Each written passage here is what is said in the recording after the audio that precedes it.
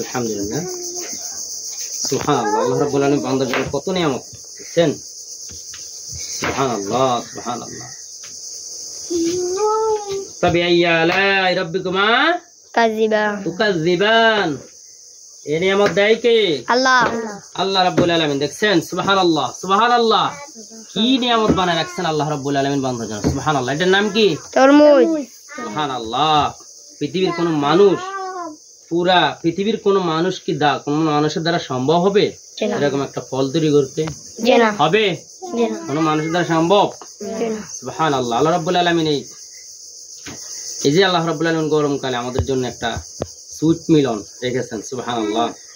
এই যে কত সুন্দর আল্লাহ রাব্বুল আলামিন আমাদের জন্য ঠান্ডা ফল।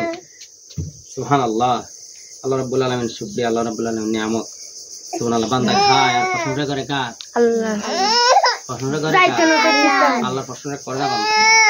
বান্দা আল্লাহর প্রশংসা থেকে দূরে চলে গেছে, জন্য সর্বক্ষেত্রে আল্লাহর নিয়ামতগুলো খাচ্ছে, প্রশংসা আল্লাহর করে না। এই জন্য আল্লাহর নিয়ামত, আল্লাহর শুকরিয়া আদায় করতে হবে সর্বক্ষেত্রে, ঠিক না? ইনশাআল্লাহ।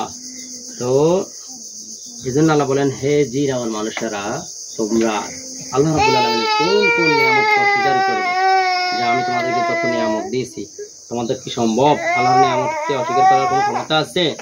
কোনো ক্ষমতা নেই। সুবহানাল্লাহ। কত সুন্দর সুস্বাদু করে নরম করে গরমের জন্য আল্লাহ রাব্বুল আলামিন আমাদের জন্য, সুবহানাল্লাহ, কত সুন্দর করে আল্লাহ রাব্বুল আলামিন আমাদেরকে এই ফলটা তৈরি করে দিয়েছেন। সুবহানাল্লাহ বলেন। সুবহানাল্লাহ, আল্লাহু আকবার।